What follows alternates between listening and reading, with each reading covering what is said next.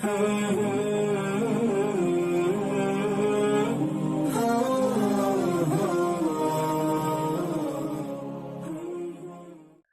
علیکم دوستو، کیسے ہیں آپ لوگ؟ امید کرتا ہوں سب خیریت سے ہوں گے۔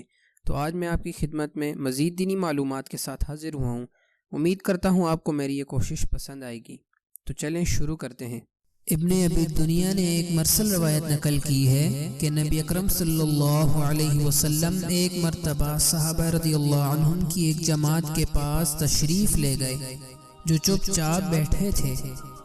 حضور صلی اللہ علیہ وسلم نے ارشاد فرمایا، کیا بات ہے، کس سوچ میں بیٹھے ہو؟ عرض کیا، مخلوقات الہیہ کی سوچ میں ہیں۔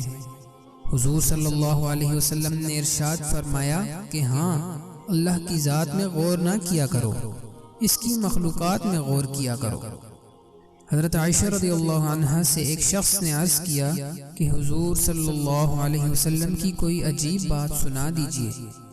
فرمایا، حضور صلی اللہ علیہ وسلم کی کون سی بات ایسی تھی جو عجیب نہ تھی؟ ایک مرتبہ رات کو تشریف لائے، میرے بستر پر میرے لحاف میں لیٹ گئے، پھر ارشاد فرمایا، چھوڑ، میں تو اپنے رب کی عبادت کروں۔ یہ فرما کر اٹھے، وضو فرمایا اور نماز کی نیت باندھ کر رونا شروع کر دیا، یہاں تک کہ آنسو سینہ مبارک پر بہتے رہے۔ پھر اسی طرح رکوع میں روتے رہے، پھر سجدے میں اسی طرح روتے رہے۔ ساری رات اسی طرح گزار دی، حتیٰ کہ صبح کی نماز کے واسطے حضرت بلال رضی اللہ عنہ بلانے کے لیے آ گئے۔ میں نے عرض کیا، یا رسول اللہ، آپ تو بخشے بخشائے ہیں، پھر آپ اتنا کیوں روئے؟